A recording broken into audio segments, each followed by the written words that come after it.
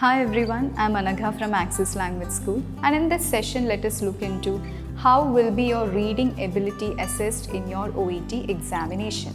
Now, as you all know, in the reading part A, actually the examiner expects you to skim as well as scan through the extract which is provided as quickly as possible. Now, you might be familiar with what do you mean by skimming and scanning. Skimming is where you just run your eyeballs through the entire extract, and scanning is where you look for a particular piece of information.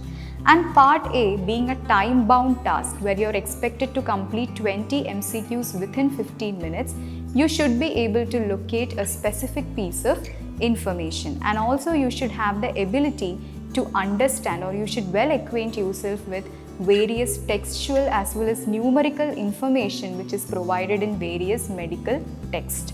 Now, considering the case of part B and C. Now, in this case, you're required to find a gist or an opinion which the speaker is trying to state in that particular extract.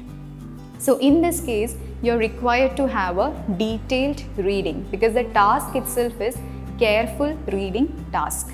Therefore, you should have a detailed reading of the extract in order to find out the appropriate answers. And the examiners who will be checking your answers would be highly trained professionals or staffs who will be checking your answers along with the answer key which would be provided to them.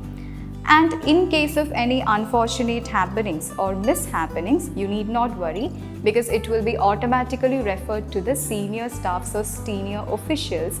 Therefore, you will be definitely delivered with justice. So, these are the criteria on the basis of which you will be assessed or judged by your OET examiners with regard to your reading ability.